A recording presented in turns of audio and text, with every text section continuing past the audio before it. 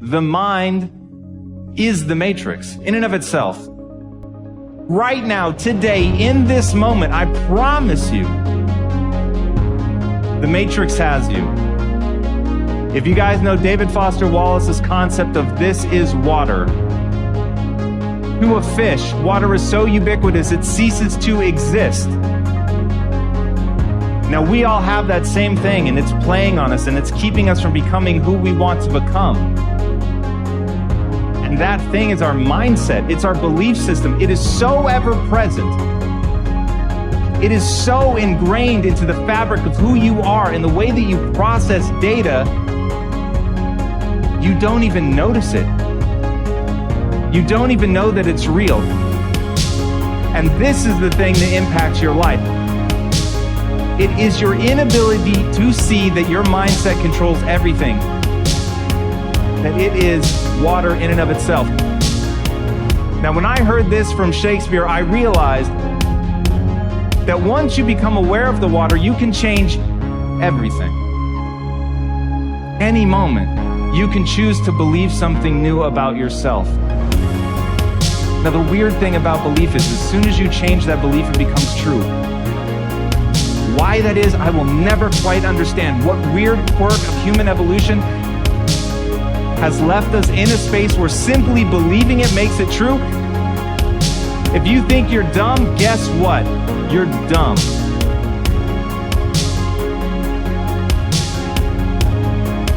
The impulse to dream has been slowly beaten out of me through the experience. And most people have stopped living their dreams because of the lessons they've learned from life or things they've picked up, because we've only been born with fear. Fear of a loud sound, or the fear of falling. All the other fears are fears we learn, fears we pick up. Whatever you're scared of, your life, now that you brought the planet, or moon, whatever you're facing, you're stronger. So as we begin to look toward the future, and look at what will it take for us to break through those fears. One, acknowledging the fear, knowing it's all right. Some fear is healthy. Beginning to know that your dreams, your passions, your drive to achieve whatever it is you want, as it has more power and meaning, it will move you past you. As you begin to feel that you deserve it, your passion and goal is so strong. Fears won't matter. One can have no smaller or greater mastery than mastery over oneself. That's Da Vinci. Da Vinci did amazing things with his life. I wanted to do equally amazing things with mine. And if that's the game that we're playing, if I can construct my belief system, if I can choose at any moment to believe something that's more empowering than I was believing the moment before, and that will actually find its way into my actions, allow me to do things that I couldn't do the moment before, then it's like that moment in the Matrix where Neo realizes he knows Kung Fu. And that's like, as funny as that is, that's how I think about life. To me, the very fundamental purpose of life is to find out how many skills I can acquire that have utility, and then put that utility to the test in service of something greater than myself. When we understand the sacredness, the beauty,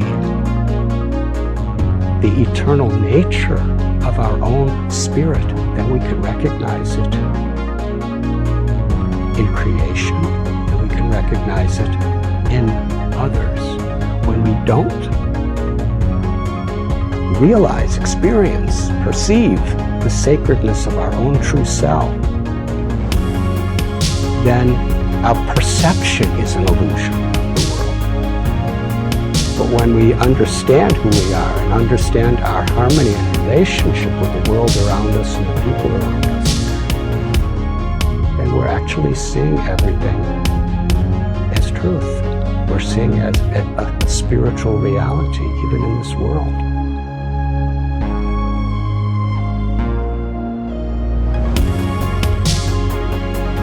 Discovering your why is just the beginning. In order to enjoy all the benefits of having a clearly articulated why, you'll need to have the courage and discipline to use it. Like Thomas Edison said, vision without execution is hallucination. There is an ideal order for implementing your why, though sometimes reality does get in the way. And it all starts with you. Our natural tendency is to start with the tangible. We define our value by what we do, so it takes practice to start with why. Like riding a bicycle, at first we're unsure, unsteady. We're in our heads thinking about all the things we need to do. Pedal fast, keep enough speed so we don't fall over. We have to really concentrate. We may even fall over, even scrape our knees. But we get back on the bike and try again. And eventually, it becomes natural. Starting with why is no different. At first, it feels awkward. It may not even work. But with practice, it will become so natural that you won't even be able to imagine a time when you couldn't do it. Just like riding a bicycle. In time, your why will act as a filter for many of the decisions and choices you make. It becomes a tool to help you find a job or seize an opportunity in which you're more likely to succeed. It removes a lot of the guessing. Here's a metaphor to show you what I mean. It's called the celery test. We're constantly asking people for their advice on what to do or how to do it. It's like going to a dinner party and somebody says, "Do you know what you need? You need M&Ms. We've done so well with M&Ms, you've got to use M&Ms." Somebody else says to us, rice milk. In this economy, you have to use rice milk. Someone else says to us, Kit Kats. You have to use Kit Kats. And somebody else says to you, it's all about celery. We go to the supermarket with all this good advice from all these smart people with brilliant case studies. And we buy everything. We buy Kit Kats and M&Ms, celery and rice milk. There's a lot of time we spend at the supermarket and a lot of money we spend at the supermarket. And when we get to the checkout lane, we're standing there with all these products in our hands and no one can see what we believe because we bought everything.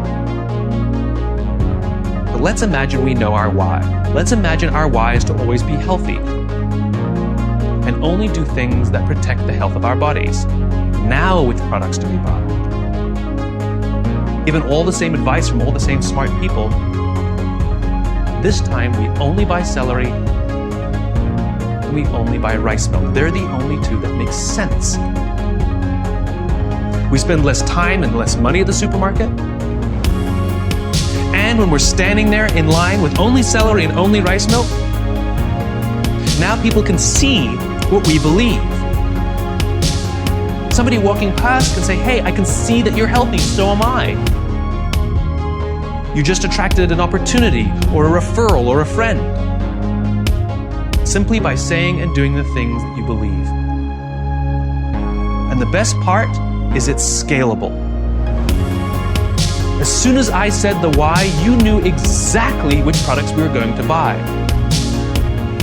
This means the more you can articulate your why, the more others will know what you stand for and will be able to help you make the right decisions.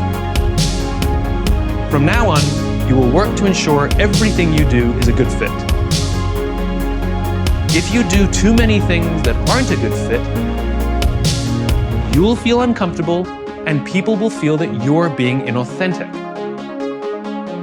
On the other hand, when you start with why, your ability to stand out, find support, and work to all your natural strengths will flourish. With practice, you will learn to trust your why. you will eventually start to see your job and the things you do as ways to breathe life into your cause.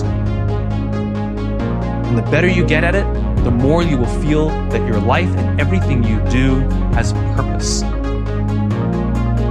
The best way to implement your why is to work at it slowly. You don't have to do all the tips we suggest.